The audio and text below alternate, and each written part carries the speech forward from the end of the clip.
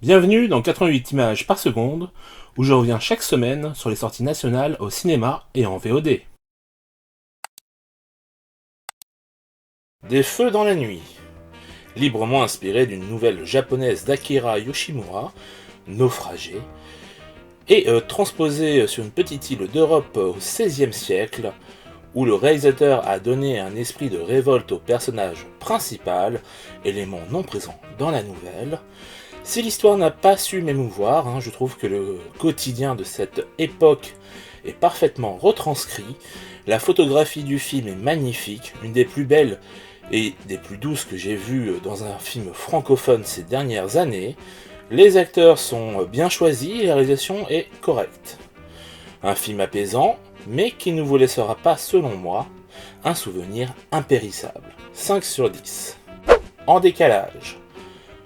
Ici, le personnage principal est une ingénieure du son souffrant d'une forme de neuropathie auditive qui, dans la première partie du film, est traitée de manière réaliste, puis peu à peu, ça va prendre une forme quelque peu fantastique à laquelle le spectateur n'est pas forcément préparé, et personnellement, cela m'a dérangé et déçu, car je trouvais son traitement passionnant jusque-là, et je voulais en apprendre plus dessus.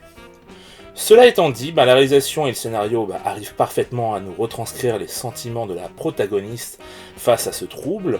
La photo est plutôt bonne, tout comme les comédiens, mais on a une réelle frustration quant au non-traitement de cette maladie qui à la fin devient un quasi super pouvoir, ce qui m'a complètement sorti du film, tant en réalité ça a l'air d'être un enfer à vivre. 6 sur 10. L'année du requin. Les frères Boukerma reviennent après Teddy avec un nouveau film de genre qui a encore le cul entre deux chaises, entre donc l'horreur d'un côté et un certain décalage supposément là pour apporter un côté humoristique qui ne fait pas vraiment rire. C'est le principal défaut du film, en plus que la plupart de ces personnages secondaires en sont réduits à leur fonction première et ne sont pas développés. Sinon, la réalisation est bonne.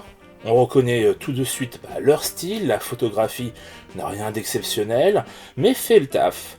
Les acteurs sont plutôt bons dans leurs rôles respectifs, pour le peu qu'ils ont à faire.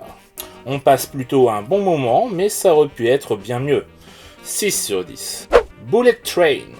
Le nouveau film de David Leitch rend hommage au cinéma de Jackie Chan et à ses personnages. Il n'y a qu'à voir celui qu'incarne Brad Pitt avec son côté poissard mais qui arrive tout de même à se sortir malgré lui de situations plus acadabrantesques les unes que les autres.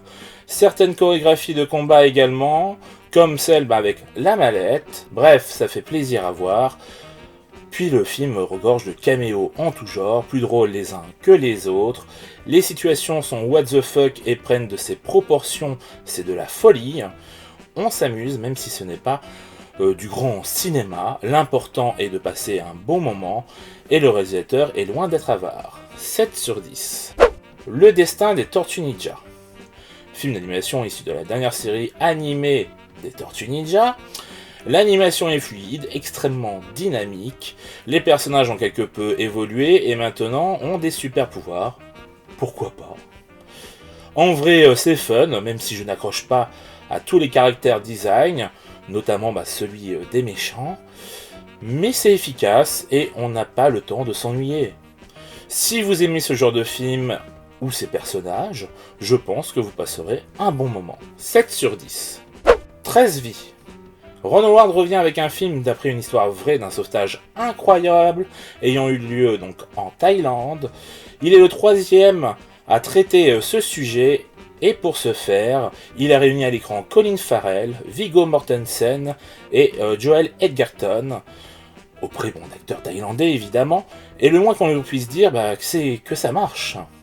On ne s'ennuie pas une seule seconde pendant les 2h30 que dure le film, tant la tension et l'action sont rondement menées. Le réalisateur signe un film impeccable et nous montre encore une fois l'excellent technicien qu'il est, tant cette entreprise a dû être ardue. 7 sur 10. Prêt, 5e film de la licence, si on exclut les crossovers. L'action ici se déroule au début du 19e siècle au sein d'une tribu comanche. L'idée est loin d'être bête, de plus cela permet à l'équipe du film de nous proposer de belles images qui tranchent pas mal avec ce que l'on a pu voir autrefois dans la saga. À ce titre, la photo est plutôt belle, la réalisation assez mécanique mais efficace.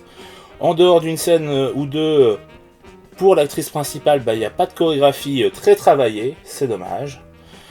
Certaines incrustations ne sont pas très bonnes, mais dans l'ensemble, ça va. Les acteurs ne sont pas mauvais, mais ils auraient pu faire l'effort de prendre de vrais francophones pour jouer les Français, car là, c'est risible. Un film honnête et de qualité, ça fait du bien à la saga, même si ce n'est pas sorti au cinéma. 7 sur 10. Luck.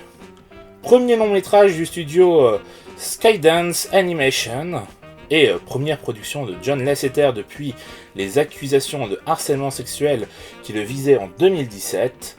Le résultat est assez réussi, on y retrouve un côté vice-versa et Saul avec ces deux univers qui cohabitent.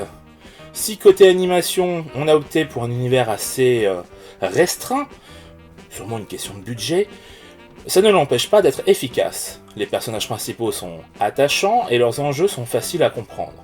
Niveau réalisation, ça manque un peu de dynamisme par moment, mais ça fait plutôt bien l'affaire. On passe un agréable moment, même si c'est pour un public assez jeune, il faut se le dire. 5 sur 10. Carter.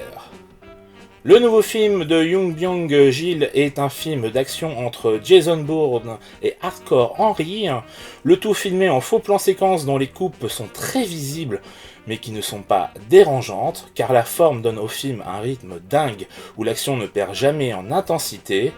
Les chorégraphies de combat sont dans l'ensemble assez lisibles, l'histoire est simple mais fonctionne, les acteurs font le taf, même s'il n'y a pas de scène leur permettant de briller. De toute façon, s'il fallait le redire, on est là pour l'action, et ce qui est sûr, c'est qu'à ce niveau-là, le film est plus que généreux. Peut-être un peu trop d'ailleurs par moment. Sinon, il y a quelques effets un peu trop voyants et pas toujours heureux, mais on passe un bon moment et c'est bien ça le principal. La fin est quelque peu frustrante, mais fait sourire, je ne vous en dis pas plus. 7 sur 10. Voilà, donc c'est tout pour les films de la semaine. Il n'y en a pas un à mettre en avant, car même s'il y a eu beaucoup plus de bons films cette semaine, il n'y en a pas un au-dessus des autres. Sur ce, je vous dis à la semaine prochaine. Ciao!